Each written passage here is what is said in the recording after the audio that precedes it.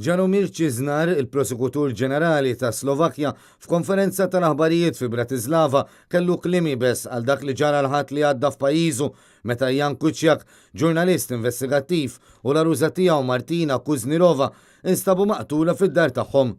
Čižnar qal din mhix Malta, din mhix Russja fejn joqtlu ġurnalisti, aħna qegħdin fi Slovakkja u sakemm jien nibqa' f'din il-kariga se nara li affarijiet bħal dawn ma jerġgħux isiru.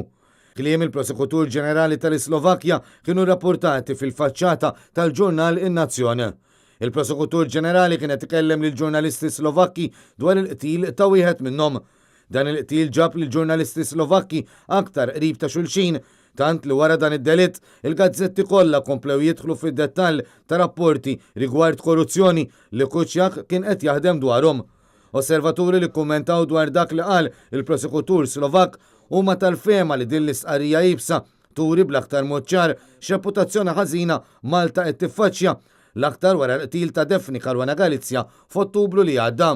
Il-qtil ta' Kuciak qed jintrabat ħafna ma' rapporti li hu kien jikteb fuq sit elettroniku Slovakka tal-aħbarijiet Actuality.sk dwar il-konnessjoni ta' nies fil-gvern ta' pajjiżu ma' esponenti ta' mafja Taljana.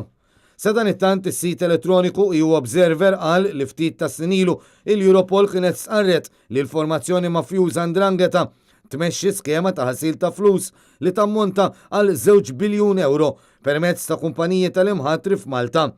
Dwar il-każ tal-qtil tal-ġurnalist investigattiv Slovak diġà riżenjaw il-Ministru tal-Kultura u żewġ uffiċjali tal-Gvern fil-waqt li issa qed tissaħħaħ is-sejħa biex jirriżenjaw ukoll il-Ministru tal-Intern.